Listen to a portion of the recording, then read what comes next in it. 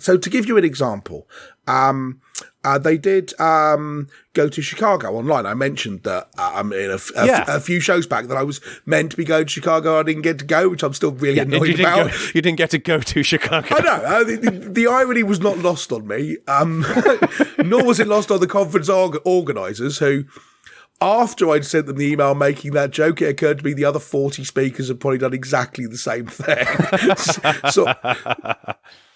Yeah, this is like people with a double bass getting completely sick of everyone saying, bet you wish you played a flute. So...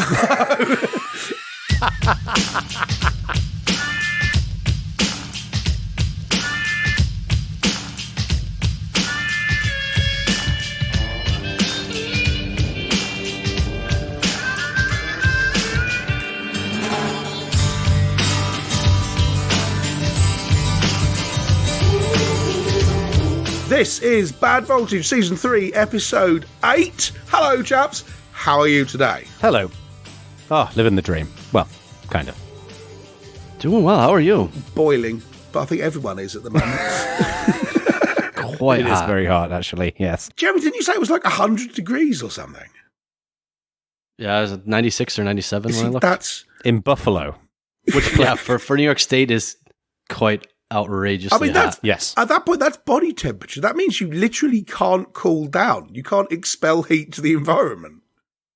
So if every once in a while during the recording you hear something that sounds like a SpaceX shuttle taking off, I'm not suddenly friends with Elon Musk. It is my computer over here just trying to not melt into a puddle of liquid metal. Just Jeremy trying to resist heat stroke. Yeah, because you hear a dull thump as he collapses to the floor and then clambers his way back up again. Someone runs in with a bunch of ice cubes in a bag, pours them all over him. Anyway, so what are we going to talk about in this show? Yeah, well, we're mixing it up a little bit, everybody, because normally, we do a bit of news and then we get into a segment. Well, we wanted to talk in part 2 of our coronavirus coverage.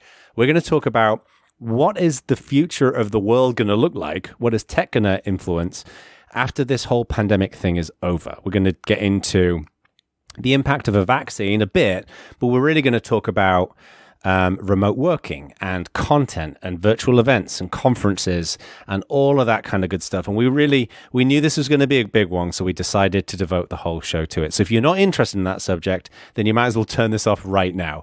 But given the fact that you're all intelligent, handsome, beautiful, amazing people, we know you're going to listen, right? We do. Now, there is one other thing now, because we're not doing the news. That means that we don't get our little bit of music. And we've had a lot of people contact us about the music. And so we didn't want you to miss out. Yeah. So here's a little burst of the music just for you.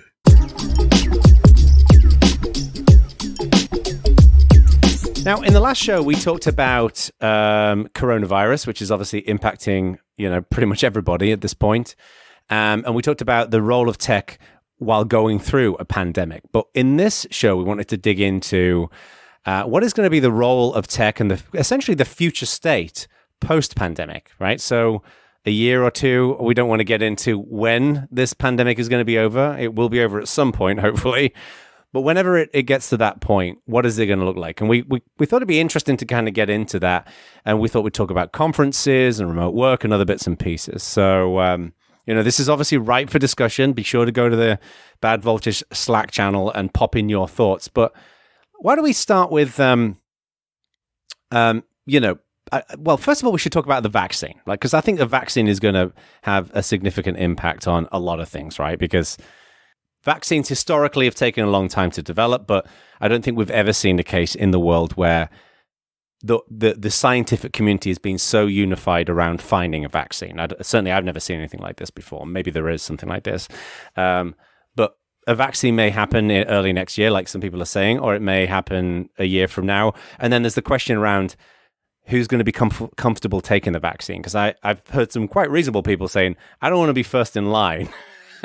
I will take it at some point, but other people can take it first. But what do you think is going to be the impact of the vaccine on this? So I was going to say, you can almost break this into 3 eras, if you will, right? You break it into now, which is post-pandemic is there, and there isn't a vaccine. And then there's post-pandemic with a vaccine. And then I think there's also an interesting discussion about what long-term, well beyond the vaccine, kind of more systemic changes will happen. So that's how I break it into 3 parts. Yeah, to the vaccine. Ak, you were about to expound on something interesting, I'm sure. Well, it's more that not just people saying, I don't want to be first in line for the vaccine. Having seen a bunch of polls, as far as I can tell, you've got 25% of people who just say they're not going to take a vaccine at all. Just not at all. Which, yeah. I mean, the whole anti-vaxxer thing is a very large conversation that we had, in fact, about 4 years ago. We did have about 4 years ago. And I don't particularly want to revisit it again. No, I do not want to, apart from to say my views have not changed. My views have also, in fact, not changed.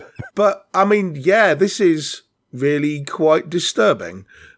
I think the scientific evidence suggests that somewhere in between 70 and 90% of people would need to take the vaccine for it to be truly effective. So that 25% is disconcertingly close to one of the bounds. It's really, really borderline, which is quite worrying. And there's obviously an absolutely mammoth medical set of procedures and organisation and so on required to get it out to everybody, right? This is, I mean, the flu vaccine stuff is hard enough, and that only applies to a relatively small subset of people. But leave all that to one side. There's a whole show in what happens with the vaccine itself. So before it and after it, what do you see changing about that?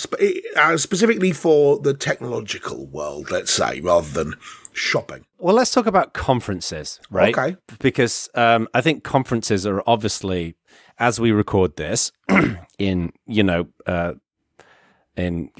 2020, conferences have been massively impacted. They're basically not happening right now, and I think that while there isn't a vaccine, this is going to massively impact conferences. I think even there's going to be a trail over when the vaccine's available, because to your point, not everybody's going to necessarily have it. And I actually wouldn't surprise me if there'll be, when conferences spin back up and there is a vaccine, there's going to be an interesting conversation about, do you require people to be vaccinated? Are people going to have, I kind of predict that people are going to walk around with wristbands on that they've been vaccinated. And some people will fake it and all the rest of it. But there's going to be an identity question around vaccination that I think will really impact conferences. Because right now, conferences aren't happening. And I don't buy this thing that, we're now in a world of virtual conferences, and conferences are basically going to go away like people have been predicting. I just don't think that's going to happen. People love getting together in person. Well, now, I don't think I've seen many people say, okay, that's it now. Everything is now no more expensive coffee for you. Mediated through a web browser. But I do think that what this has done is woken a lot of people up to the idea that you can do a conference online and it's not, the end of the world. Before, I think if you'd brought up the idea of a virtual conference, people would have gone, well, yeah, I'm sure it'd work, but it'd be weird, and I think people would like it. But actually, I think there are quite a few benefits to it. So it wouldn't surprise me if conferences which existed before and have gone virtual during the pandemic will then go back to being in person, in place, geographical things. Yeah. But the barrier to entry, I suppose, for creating a new conference is lower if you're prepared to do it as a virtual one. But before, no one would have bothered, because you say, we're doing a virtual conference, and everyone goes, well, why would I bother with that? I might as well just not go, not pay, watch all the videos on YouTube when they come out anyway, get the same experience. But actually now that people have seen two things. First of all, that virtual conferences do seem to work. And secondly, that we're starting to get a handle on the difference between a virtual conference and a YouTube playlist. Right. We are starting to see, as people put together more virtual conferences, there is some sense of, how do you create a hallway track? How do you best run these things? Is it better to have 1,000 people all watching the same video simultaneously, or is it better to have lots of small sessions which are a lot more discursive? Do you have a moderator for each session? Do you have multiple moderators? There's a whole bunch of stuff which needed to be worked out, which no one people had are blazing worked, the trail. no one had worked out before. And over the last 3 or 4 months, a lot of that's been worked out, frankly, by a lot of people trying different things and getting it wrong. But that's how you improve, right? But that's how you improve. And so now we're at a point where we are growing a body of knowledge about how to run a conference online. And therefore, if you want to run a conference, but you don't want to go through the frankly miserable hassle of everything that needs to be done to do an in-place conference, you've got to find a venue and you've got to get stuff printed and you've got to decorate the place and you've got to move in all the audio gear and all the stuff you've got to do. You can say, well, maybe we'll do this conference as virtual, and people won't immediately go, well, why would I bother? Because now people are aware that the concept is okay. What do you guys think? I mean, have you been to many virtual conferences since this has been happening? Because I've been to 2 or 3. What do you think? What's been your view of how good they are? Been to a couple, spoken at one. Right. Been to a few, spoken at a couple. Yeah, same here. And in the currently planning a large one. Right. What's been your takeaway as an attendee and a speaker? Because everyone's got their own views on this. Yeah, so I mean, I think that one of the challenges for me personally is when I go to a conference in person, I am not always working, right? There are sessions that I make a point to block off of my schedule, and I go to the session and I'm fully there and I participate and I'm in the hallway and I'm talking to people and I am genuinely engaged in that conference. I think what I've learned, at least with my personal schedule and things that I'm working on now, if I'm at a virtual conference, I maybe watch 10 minutes of one session and that's it, because Slack's going off, my emails are going off, I have meetings. Since I'm not out of the office, and I'm not going to mark myself, I guess mentally, I'm not going to mark myself out of the office for a full day or for a full 3 days for a virtual conference. Just maybe I should have, and I would have had a different experience. But I end up just working through the conference. And when you look at the engagement numbers out of these conferences, they're not good. And I think the realization is coming that when they're online, you need to have something truly engaging as a component of it, or people are just going to watch it in the background and not truly participate. Yeah, and I think there's something lost. See, I think that's completely, well, I was about to say I think that's completely wrong, but not that I think what you're saying is incorrect. I think that you are going about it the wrong way. Yeah. You're not at work. You're at a conference. You wouldn't constantly be on Slack and answering your emails if you were in a place, but half the time you'd still be sitting in the damn hallway. You wouldn't be watching a talk or anything. If you say, I'm going to this conference on this day, boss, you're not at work. Mark yourself away. Sign out of Slack. Right? You're at a conference. So to be clear, I wouldn't sign out of Slack at the conference itself. Yeah, okay, but that's just you, and you shouldn't do that. But whatever. But I think I think part of the point here is, yes, if you are going to approach it as a thing that you have on in the background, like having the TV on in the living room just to provide some background noise, then yeah, not going to get a great deal out of it. But in the same way, if you went to an in-person conference and didn't choose sessions that interested you and didn't make an effort to talk to people and just basically picked a room and camped out in it for 2 days and just watched whatever was on the stage while reading your email and writing code on the laptop on your knee, you're not going to get a lot out of that in-person conference either. Yeah, but to be fair, very few people do that at in-person conferences. You always have there's always like that small number of people who sit in the speaker's room and they never leave it, right? Yeah, no. And they just sit on their computers the entire time.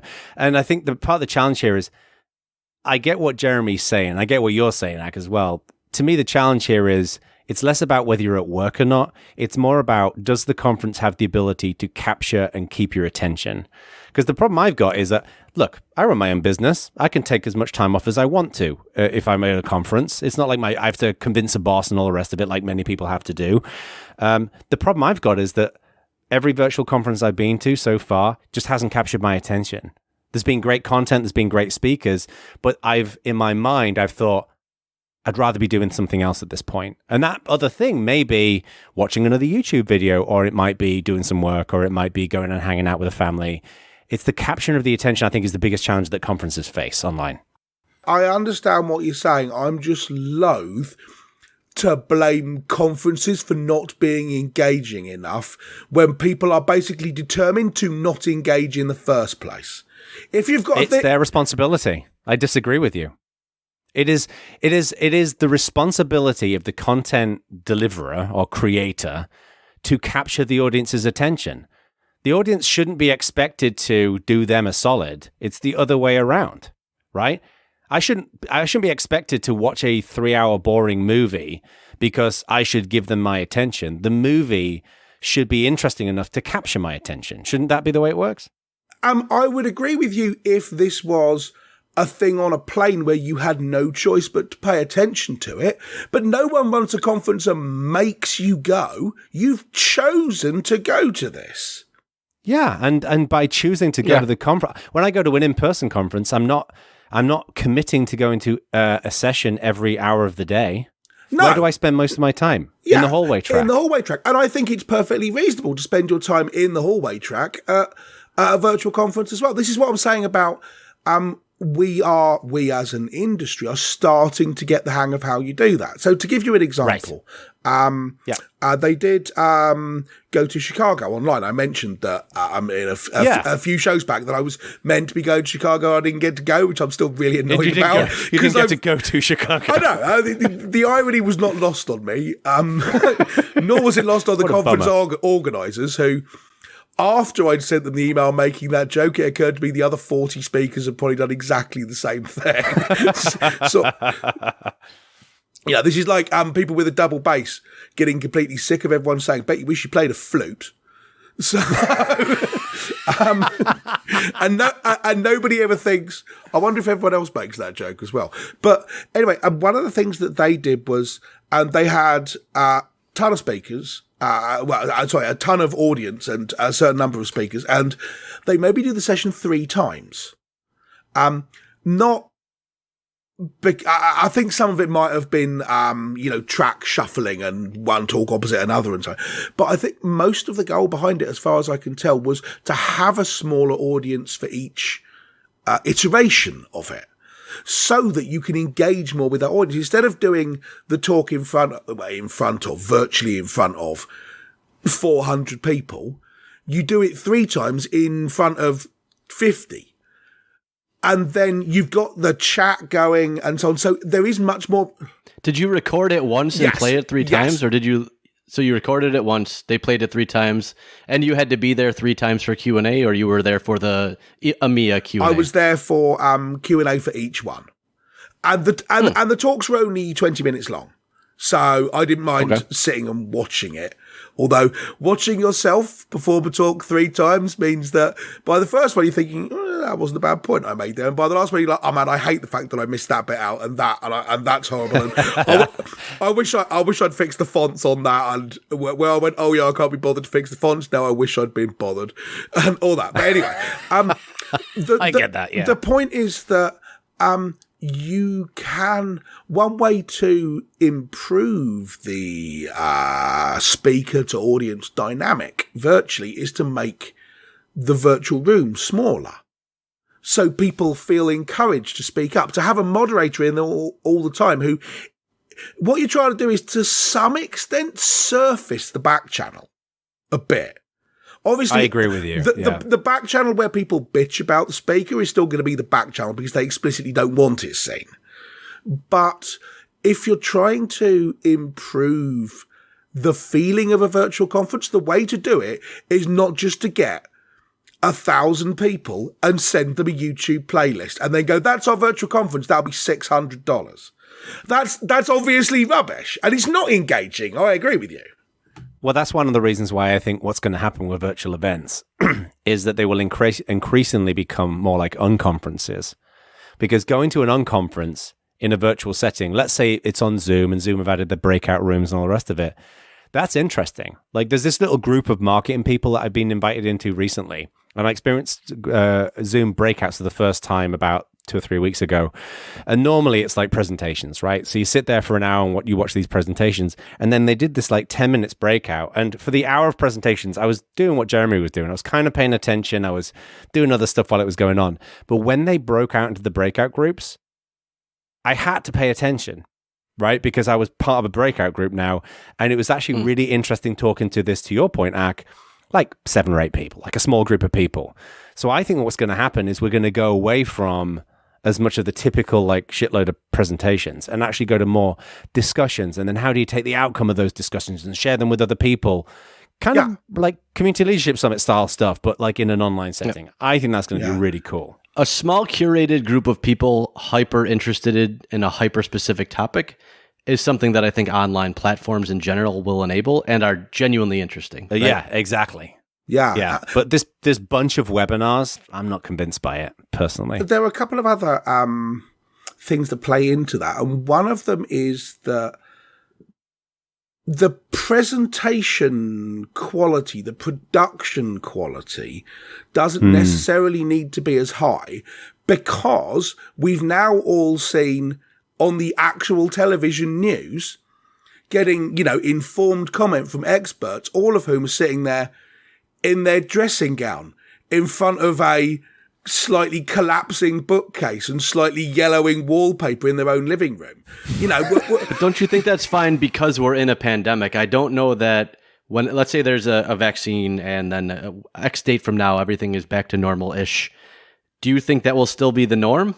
Or will people then expect higher quality? So that's where some of this people are saying everything's changed. And I think some of it is being accepted because there is no alternative and nothing else happening. I agree. So it's not just immediately everything's different. I absolutely agree that at the moment you have no choice. You don't get any production values, right?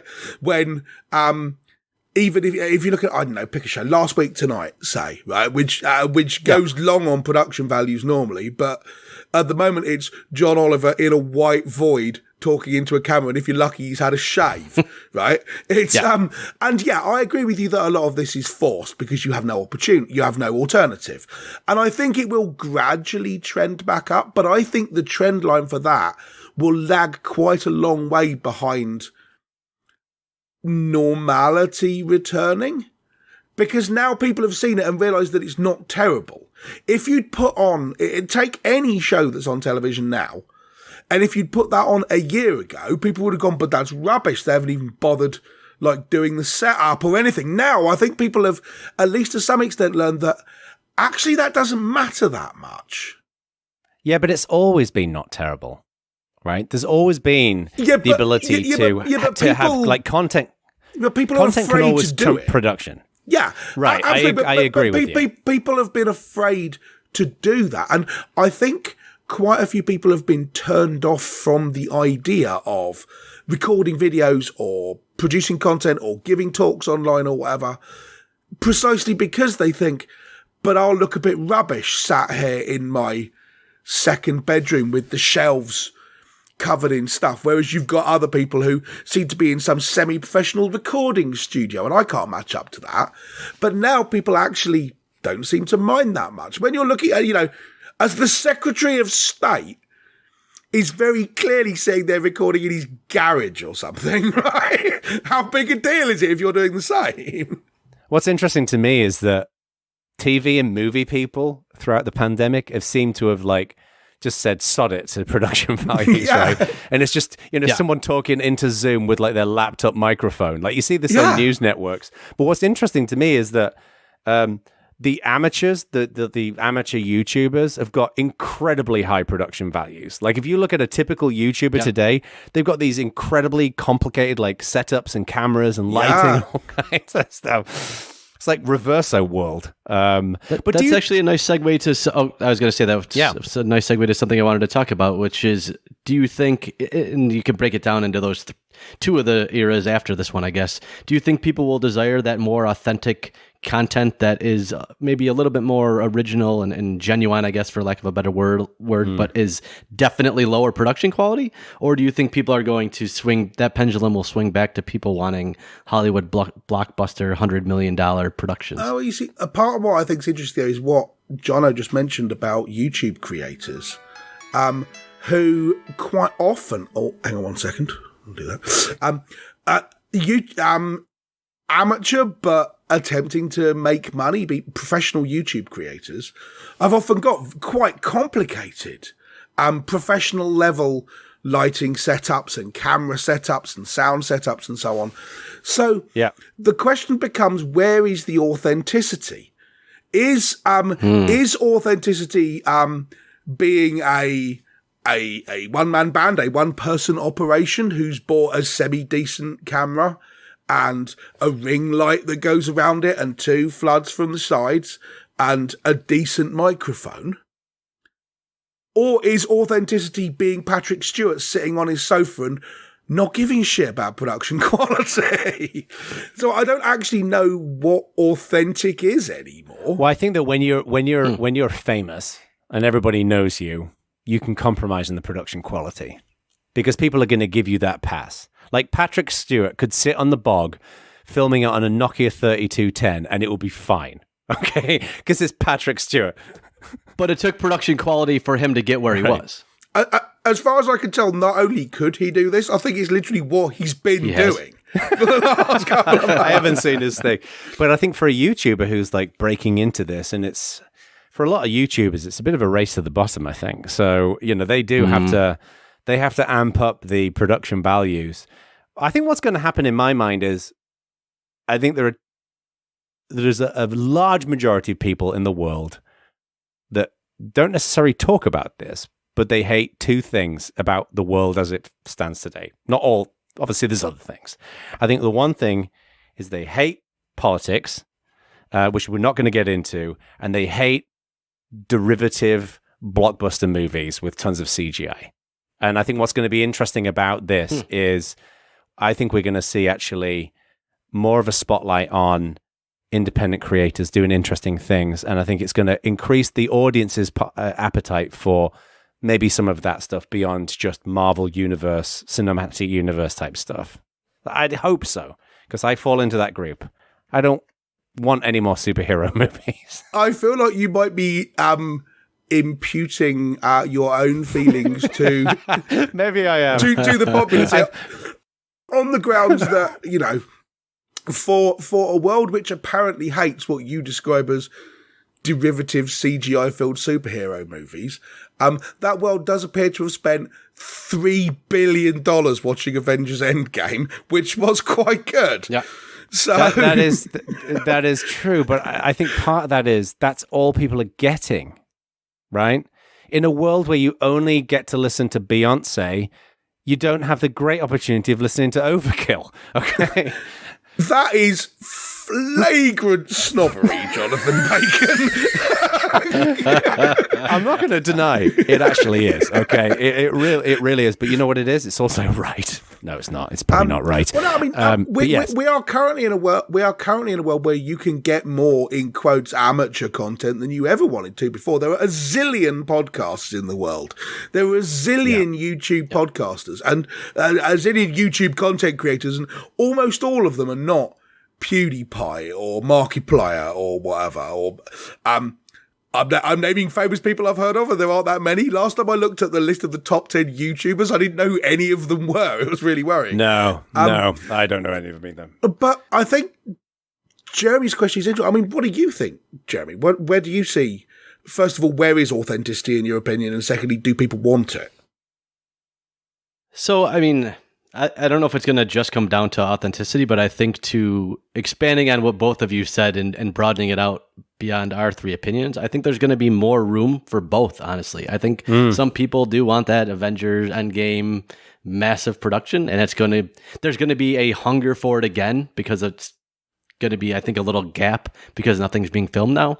But at the same time, I think a lot of people have really been interested in 3 people that before they would have seen on the big stage or only in movies, now in their living room, just talking about randomish things. And I think there's a lot more personal connection there, and people like personal connection. So I would imagine that there will be an expansion of both long term because of this. And the biggest change will be in the smaller, easier to do things. Like that's already where we were going in a lot of ways, right? Technology already was enabling that. And I think one takeaway for me of COVID in general is for a lot of things, it didn't change what was going to happen. It accelerated what was already going to happen by years in just a couple months. Hang on. So your thought there is that we were gradually moving in the direction of more stuff being digital, more stuff being produced by a wide variety of content creators. It's just that it would have taken us until 2026 to get to where we are now, but suddenly because we've had no choice for 4 months, everyone's like, well, okay, we might as well work out how to do this now then, rather than work out how to do it gradually. Well, I think celebrities were slowly turning into personal brands where they had a direct connection with their fans. Yes. And this has accelerated that. It was already happening, clearly. Instagram and Twitter and other things, they already had direct access in a way that historically they did not have.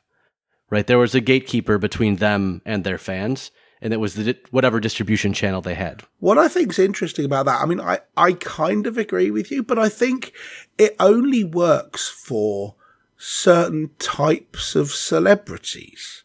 There are some people where, the fact that you have this personal connection with them, that now you've seen the inside of their house and what they do on some random Saturday afternoon, and the fact that they're friends with other people and they just chat about stuff. That's a really interesting insight into a famous person's life. You think, wow, these are actually real people just like me, when you see them outside the context of the Oscars ceremony or whatever. Yep. But equally, this is what the people who buy Hello magazine or whatever have been looking for 25 years. Yeah, it's voyeurism, right? Yeah, and we're, I hesitate to generalise on behalf of you two chats, but I would say if you were to put us on the admiring people who buy Hello magazine versus sneering at them scale, I think I know the answer to this one. I expect we'd be a bit more towards the bottom end of saying, why do you care what brand of toilet roll your favourite film star buys? But that's still, is that not still seeking the same, is that not still driven by the same impulse? It's still seeking the same insight into the real lives behind the camera or away from the camera. But I think it's not just going to be celebrities. It's going to be subject matter experts in general now have a direct line. And that, like I said, that more hyper-specific content now, when you had to fly around Earth to see it, maybe wasn't viable. But now if there's only 50 people interested on Earth, but those 50 people can just join a Zoom, they can talk about the thing. And the thing could be science or nature, or it doesn't have to be celebrity related. But I think it facilitates things that just weren't possible before. I will entirely buy that argument, but that's also the argument for Usenet, right? It was the argument for Usenet 30 years ago, that there was outdoor... Yeah, but I think to use Usenet, you had to be in our group. It self-selected to people that were into technology in a way that is completely gone now. Yeah, okay, but it was the same principle. Yeah. And Usenet worked, right? Because it provided a never-before-seen ability for you to talk to people who were into your particular thing. Yeah. I'm guessing Ack is amongst the group that thinks Usenet worked until Eternal September. Not quite that bad.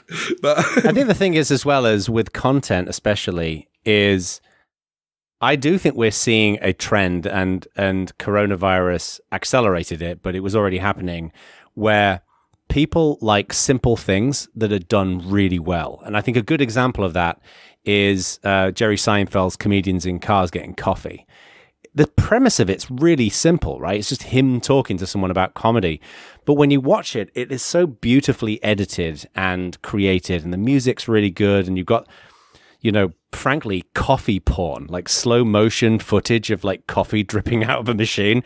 It's just really done well. And I think that's one of the things that, again, YouTube creators have done, is where you'll have someone just doing videos about photography or about football or about sound engineering. But what they do is they do their thing, and they've got great production values, but it's simple. It's giving you useful, simple information. And I think there is a real appetite for that, but it's got to be done well. You can't just turn your fucking camera on. Well, kind of. One of the things that I'm not sure I like about this drive for direct connection with your audience and greater authenticity and so on, is that it dramatically demystifies what performers do. And the reason I'm not sure I like this is because it causes resentment. It does in me, and I think it does in a lot of people. Because I think if you put Jeremy in a car with Jerry Seinfeld and had them drive around and just talk shit at one another, I'm confident it would be hilarious, right? Yes. And yes. I don't think it would just be hilarious because of Seinfeld. I mean, yes, professional comedian. But I think it would be hilarious almost whoever did it, especially if you had all the really good editing and you cut out all the dead air bits, right? But at that point, you start saying, okay, so why are some of these people getting paid $20 million a movie to do this. And you think, actually, no, what they do genuinely is hard. But it makes it look easy. We've looked at this a little bit with producing bad voltage, right? Right. A lot of work goes into making something look effortless, like you didn't have to try. Yeah. Yeah, for sure. It. I mean, in the old, I know, folks. You think that we're not trying. We're a bad example. In the old lug radio days, we used to look at Top Gear as kind of a model for how we did things. You know, back when it was good. Yep. And yes, you realise that it looks like it's just three random guys just generally being funny at one another and talking about cars. But there's actually a ton of work going into making it look spontaneous, even though it totally wasn't. And half the reason the bloom went off the rose is because it started to feel staged. When it was actually staged all along, it just became apparent that it was. So what's the resentment? Is the resentment that it feels staged? No. I think the resentment is if you build a world in which a bunch of famous people make content which it looks like you and your mates could have done, then you start saying, well, then why are they famous and I'm not famous? Now, you know how earlier on you said that I was channeling myself when it came to the Avengers and politics thing? I think this is what's happening right here. 2 hands up on that particular thing. See, I don't feel I wouldn't feel, speaking personally, I wouldn't feel any resentment to that in the same way that I love YouTube, right? But I don't watch the most popular YouTube channels. I watch YouTube things that are relevant to my interests. And I've never felt a level of resentment towards those people. And frankly, they're doing what I could do, right? They're sat in front of a camera talking about their area of expertise. But I realize that there's just, to your point, there's so much nuance and skill and expertise that might not be obvious, but it's there, that makes it really good. The way they make their thumbnails, the way they tag their videos, the way they promote them, the way they do all this shit. Like, there's a lot in that. I don't know if people would generally feel resentment towards that. I think actually what would happen was to be the inverse effect. I think it will actually inspire people to do that. I think they'll think if they can do that, I can do that. Which then, that kind of circles back round to Jeremy's original question about authenticity of content and content creators more generally. Whether if you look at a whole bunch of people creating things and think, well, I could do that. The answer is then, why don't you? Go ahead. At which point you then found out that this thing that looked like they just randomly filmed themselves in the kitchen actually took 12 hours of prep and a DSLR camera that cost them $2,000. And you go, oh, that's really annoying. And a crew of writers and editors we talked about Joe Rogan. Last show, a couple of shows ago, whenever it was, saying it looks like it's just him and some random person having a conversation, but actually there's a little team of people doing stuff. And you sort of, for a proper television program, you're aware that it's not being produced by whoever's on the screen, right? There's a whole bunch of script editors and best boys and gaffers and floor managers and script writers and directors and all that who aren't on the screen. You're kind of aware of that. But if you do the authenticity drive, but actually you're not authentic, you're a TV program, you're just looking like you're some random bloke staring into his laptop camera, then it feels a bit disingenuous to me. But again, maybe I'm just totally consumed by resentment and envy. I'm not sure. I think what you're talking about is, in my mind, is the difference. You use two examples: Top Gear, and Joe Rogan. Top Gun, good production values. I actually think those are two really good examples here because, to my knowledge, and I believe this, Joe Rogan actually doesn't have any of that. It's just him talking to somebody else, and then he has Jamie who sits behind the sound engineering desk and, Jamie, pull up that video type stuff. But Top Gear is obviously written. It's obviously scripted, and they pretend that it isn't. And it's so contrived. Certainly towards the end of it, and the Grand Tour I would include in the same category. That's the thing. It's so contrived now. In the early days, if you'd have said, I think Top Gear is all completely scripted top to bottom, a bunch of people would have said, I'm not sure it is, when it was. Yeah. But it only really became apparent that it was when they carried on doing it and they just got either less good at scripting or they ran out of all the old jokes or whatever. It also just became so fantastical. It became fucking ridiculous. We should... I think Top Gear is an example of a bigger budget having hurt them, not helped them. Yes. Yeah, I agree. Although, to be honest with you, I suspect it's more believing the hype or believing their own hype. Maybe. So we kind of talked about the ears before, and one thing that we skipped is what do we think? We talked about conferences. Long term, let's say post-vaccine, do we think conferences are going to all be online? We kind of started that conversation, and I had a little sidebar there because I'm also, as a sports fan, a proud-ish Bill season ticket holder. Curious after, well, they're not good, so I'm curious to talk after conferences to talk about things like concerts because you're interested there, Jono, or sports events or festivals, just larger things. So, do we think post-vaccine all conferences will be online? I suspect none of us think, but do we think everything will go back on offline? Do we think there'll be a mix? I think a mix. I suspect we will see. I am unaware of any kind of big list of all conferences that you could check this on.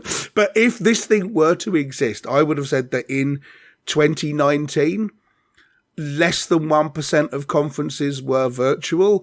And I would say even a year post-vaccine, it wouldn't surprise me if that number is closer to 10% than 1%.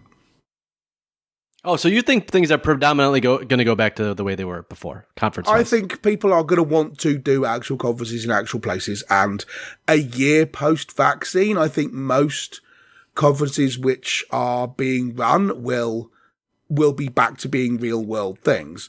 But I think I think virtual conferencing has now made an inroad, established a beachhead in the world of conferences, and it's not going to have to retreat from that. Okay. I'm almost on the same page as you, Ak, but I think instead of virtual conferences becoming, more prevalent, I think it's actually going to end up being virtual meetups. I think we're going to have a number of virtual conferences, and the retention rate is going to be so bad that a lot of people won't be able to justify doing them.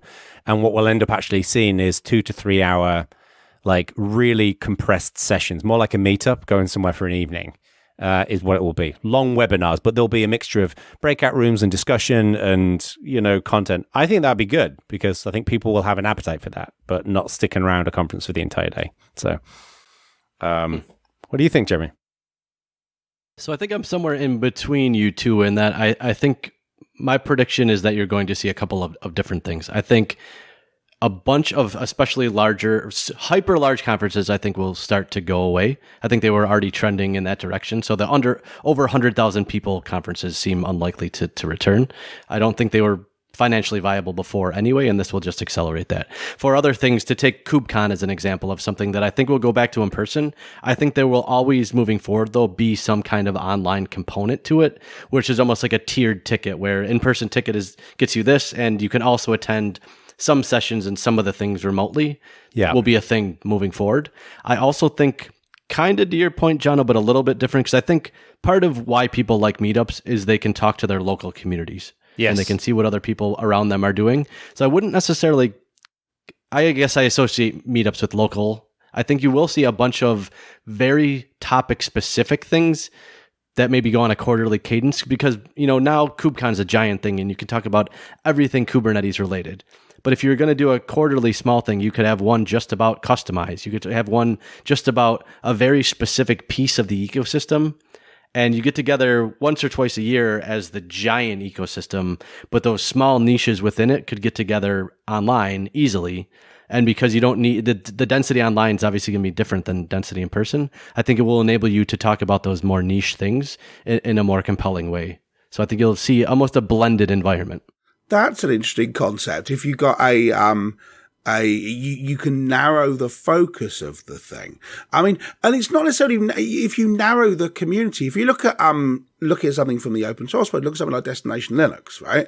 They've had this 25 people all show up and do a kind of a podcast together, video podcast together vibe for some years now.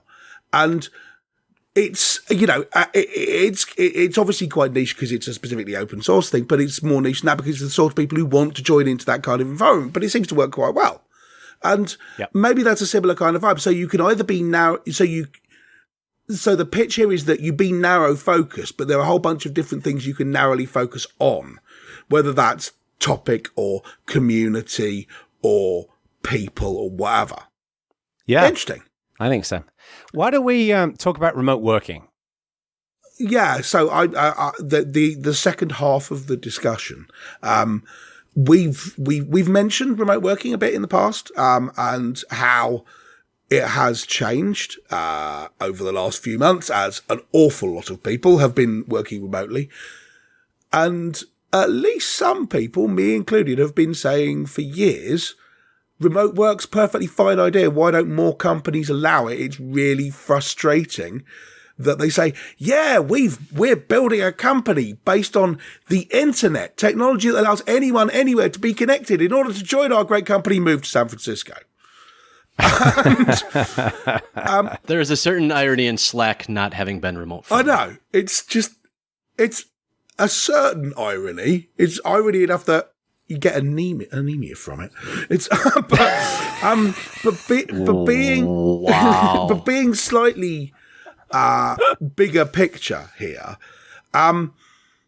Do you think there's going to be a long-term impact on this? I mean, to give you an example, in the last couple of days only, Fujitsu have announced that they're closing half of their Japanese office space.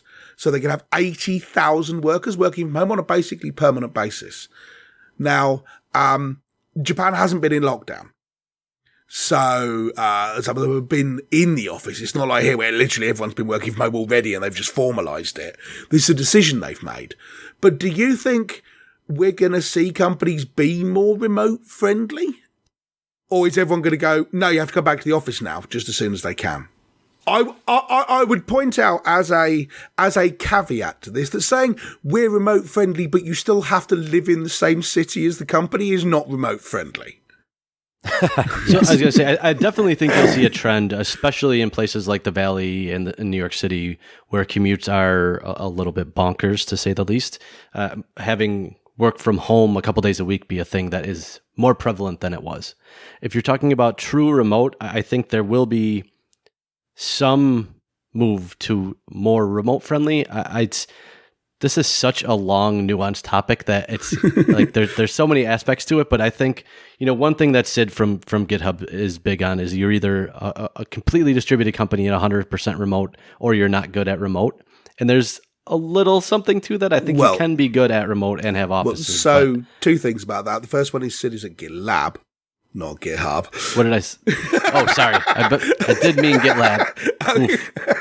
It's 1,000 degrees up here. My brain is melting. As like specifically the mistake he would not like you to make. that is correct. He could have said that last year. I think he would have been more and more upset by that. Yeah, since he probably Gitorious. But more importantly,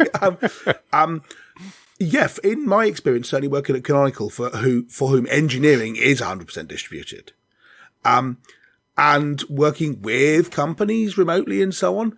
In my experience, if you try and have a company where half a thing is remote and half of it isn't, half the people in a team are remote and half of them aren't, it doesn't work. You can do a thing where your design team are all co-located in the office and your engineering team are all away, like Canonical does, or something like that. But every single meeting I've ever been in where there are half dozen people on the room and another half dozen people on the phone just doesn't work.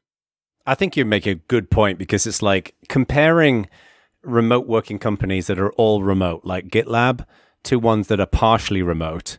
You're really comparing two completely different things, because I think part of the challenge of blending together in-office workers with remote workers is you basically have to force those in-office workers to unlearn completely normal things that they would do in any normal office, such as leaning over to someone and asking them a question. Yeah, or exactly. And just, agreeing on something in a meeting and not documenting it, like James Comey after he had a conversation with Donald Trump. It's like you need to really kind of unlearn those things and learn a different set of skills, which is unintuitive to most people. And it's not just unintuitive. If you say to everyone, okay, you have to come all the way into the office, but then you have to do all your communication on Slack anyway with people who are sitting next to you, everyone will go, why the hell did I have to put trousers on and come into the office for this? And they would have a point. Right. Yeah. But don't forget, you don't like going to an office. Some people do. Yeah, absolutely. But what those people should do then is go and work for a company where everyone's in the office. I think this is why I try to draw the distinction, because you can't just say this company is half remote and half not. If half of the company is entirely remote and the other half of the company is entirely in the office, and that division is by divisions or by teams or something, then it's fine. If you've got a wholly co-located team or a wholly remote team, not a problem. But if you try and divide a team in half, so half the people in the team are not in the office and the other half of the people are, in my experience, and I'm happy to be proved wrong on this, but in my experience, the people who are remote get left out of all the decisions. They get left out of all the stuff that's going on. I think it depends a lot on the company. Yes, I was just going to say that. There are companies that do the mixture of remote and non-remote well, but I think the difference is that they're incredibly intentional about how they do that. They basically bake it into people, and it becomes like a cultural norm. I think what's going to be interesting coming back to COVID-19 is obviously companies, large and small, had to immediately adjust to working from working remotely due to the lockdowns. Yeah. And many of them didn't have those skills, right? They didn't know how to run remote companies and businesses. So I suspect that what's going to happen is as they start opening offices back up again, first of all, that's going to be a transitionary thing, right? There's going to be fewer people in the offices. They're going to be further spread out. They're going to have to do deep cleaning. They're going to have to segment it like that in the early stages of going back.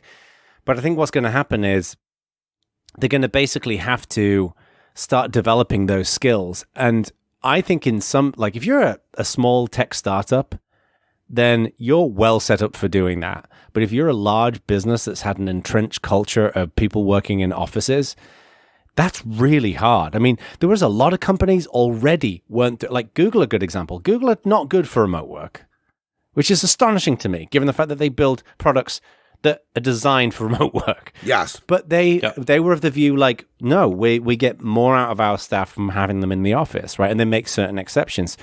So I think it can be done, but I think it's a lot harder than people think it is. And I do think the remote working, what I suspect what's going to happen is COVID-19 taught the world, wow, remote working is actually pretty cool. For people who'd never tried it before for their businesses. And I think it will open up the conversation for them to do that work now. And it taught people that it was possible. I think that's the point. I agree with everything you're saying about how it's hard and there's a different set of skills and you need to bake it into the culture of the company if you want to be successful, so on and so forth. And those are a bunch of good reasons against making the jump to remote work a year ago. But given that everyone was basically forced to make the jump to remote work, whether they liked it or not, their choice now is, do we go back? Do we put in extra effort to bring everyone back again? Or do we just go, well, we might as well roughly carry on as we are? It seems to be working. You mean that's in totally remote working? Yeah, because everyone's totally remote working up until this point. I don't think you can do that. Because to Jeremy's point that he just touched on earlier on, I think there's a lot of people, they not only like working in an office, but they actually need the social structure of an office. And there's a lot of people out there who've really struggled. Like, we talk about remote work like we're all in the same position, right? Like, we're all lucky. We've all got a separate office that we can work in, and we don't have screaming kids behind us, right? Whereas I know a lot of people who were forced into remote working, and they're sat in their fucking bathrooms, like hopping on Zoom calls, and they're having to half homeschool their kids, and like, that's a tough environment, I think, for people to work in. So I think there's going to be a lot of people who are like, get me back to the office, please. I need it, So I think there's two things to unpack there from my perspective. One of them is I would be reticent about. I see some studies starting to come out about the productivity of remote work during these times, and I think measuring remote work during a pandemic when people were forced to immediately basically go home, and there's a global pandemic going on, so you're stressed out in a way that you're not normally, and you probably have your kids at home and are homeschooling them, and there's a whole bunch of factors right now that don't apply to remote work at all. So I'd be reticent about any study that comes out based on these times. Yeah. The other thing is the three of us are set up very well for remote work, mostly because all three of us full-time remote workers. If you live in New York City with three people in a studio because 99% of your waking hours are spent not at your apartment, right? Remote working is not a thing that's viable for you. Yeah. Because three people, it turns out, can't work out of a room without, as Jono said, one of them having to take meetings in the bathroom. So I think remote work for 100% of the people I don't know that will ever be a thing, just because a lot of cities aren't set up for that to be a thing. Like the density is not built around people all being home at once. It's built around people being on offices all day. And that's really difficult to change. That's fair, I think. I mean, put it this way, I would be extremely surprised if 3 years from now, the percentage of remote workers is the same as it was 3 years ago. Oh, yeah. I'm expecting a lot of people to discover that they quite like it for all the reasons we've talked about in the past about why remote working is handy. Leave aside the reasons why it's not handy or why you don't want to do it. There are a bunch of benefits that it brings you, and some people will have identified those benefits and gone, I want them. Some companies will have identified the benefits they get from remote working, like not having to pay as much for an office, or if you're Fujitsu, being able to shut down half of your offices. And so some companies will say, we want to do this. Or at the least, as Jeremy says, be a lot more chill if someone says, I'd like to work from home on Tuesday, please, because I've got a parcel being delivered. I need to go and pick my kids up at 3 p.m. Something weird is happening. Before, if you said, I'd like to work from home, a lot of people's bosses would have gone, well, no, we pay you to come into the office. But now I think a lot more companies will be chill about it conceptually because they've seen that it didn't crater the whole business when literally everyone did it. So it's not. Do you know what I think is going to happen? I think there is going to be one thing that's going to happen here that we probably didn't anticipate, and that is I think we're going to see a gentrification of working from home. And what I mean by that is I think you're going to start seeing big companies who are going to offer these incredibly compelling, like, we'll buy you the latest computer, we'll buy you the gaming chair, we'll buy you the widescreen monitors and all the stuff, right? To set up the perfect home working office, because they can say, we don't have that person in a physical office, therefore we can pay for it. And I think that's going to make it harder for small companies to hire remote workers who are going to be like, well, I can get this much better remote working package, and maybe it'll include online training and other things. I think that's going to be one element. But then the other thing as well is, before you move on from that, I understand what you're saying, and I think it's possible that large companies will do that. I just don't agree that a lot of people, that it will press small businesses out of this stuff, for the same reason that if you want to earn a bunch of money in our field, what you do is you ignore startups for the moment. What you do is you go and work for a bank or something rather than a small company and get paid 4 times as much money. And a lot of people choose not to do that. And I think they will choose not to have the fantastic gaming chair and the fantastic new work from home environment. If you're a programmer, right? It's already hard enough for small companies to hire programmers because Facebook and Google and Microsoft are paying such significant salary increases. I utterly disagree with you. I think it's hard to hire them if you live where you do. No, it's hard to hire them in general. This is well known. I don't agree with you. I certainly don't think that. I mean, if you look at the tech scene in Birmingham, I am really not seeing that many people not working for small companies because they're getting that sweet Google dollar. I'm really not. My point is that a company that can pay you more, give you a much better remote working setup, give you additional perks and benefits on top of that, such as education and self-directed learning and all that kind of stuff, it's going to be harder for small companies to be able to compete against that, right?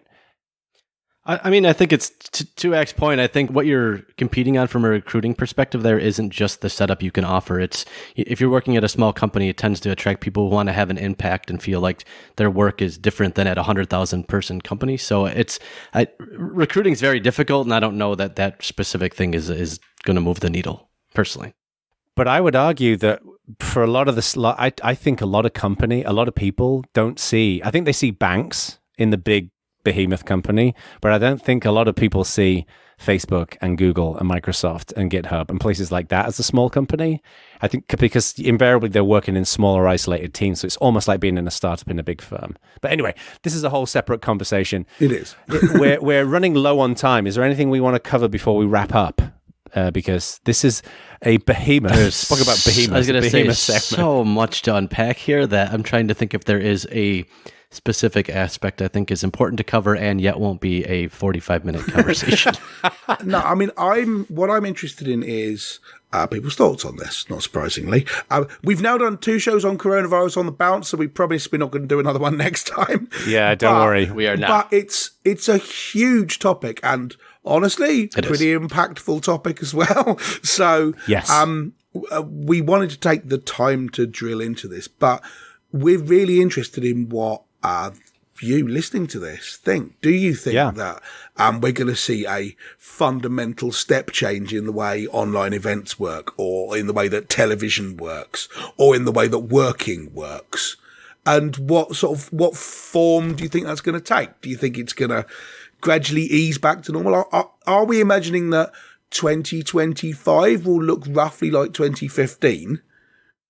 Right. Or is this a permanent alteration? How do you want it to work? I'm really interested in people's thoughts. Well, particularly as our community is from all over the world, right? And I'm sure that there's going to be different views based upon, where you're peering at this from. So go and let us know in the Slack channel. We don't do these really long mammoth segments very often. We're not going to talk about coronavirus. We won't have a mammoth show-long segment for the next show as well. No. But one thing I think would be interesting, I do want to bring up, because I like one topic that we kind of just touch on in the show to try to foster some discussion is, this also brings up, and this is maybe because I work in the city specific to my thoughts, but I'm curious if other people have opinions here. Do you think there'll be a long-term demographic change to cities given the current situation? So if you have an opinion about that, hop into Slack and let's chat about it. Yeah, so this is, if we do see lots and lots of people remote working, are we gradually going to see the population of cities decline, or there being less competition for super expensive city centre flats when everyone goes, well, no, why wouldn't I live somewhere nice? Well, and the thing is, as well, as like, if you think about that, if, let's say, use San Francisco as an example, you have a company that's based downtown, people want to live nearby. But then you've also got the salad shops and the coffee shops and the impact on them. Or because I bet with for example, with coronavirus, the impact on like the lunchtime businesses and services has been impacted. Yeah, we'd love to hear what you think about all that stuff. That's a big subject. So, okay, all right, fellas. Should we say goodbye to everybody? Yes, we will say goodbye to everybody, including Marius, who we should say thank you very much to for doing our editing, as ever. Marius Quabeck from Nerd Zoom Media. Yes, thank you, Marius. Thank you. He's now listening to this, complaining about the fact that I still haven't replaced the cable on my microphone, but I will do, I promise. What kind of cable is it? What kind of cable is he telling you to get? It's just a box standard USB cable, but it's got one of the old trapezium-shaped ends, and I haven't got any spares anymore. All right, so everybody, if you could, don't go and dox him, but could you just put a US cable in the post and just write Birmingham on the front? No. Okay. No, he'll get it. Marius has mentioned this a couple of times, and I will fix it, I promise. Fortunately, turns out there's no USB cables in Birmingham. No one listening knows, because he does such a good job of editing it out. But yes. Oh yeah. All right, brilliant. All right, take care, everyone. See you soon. Cheers.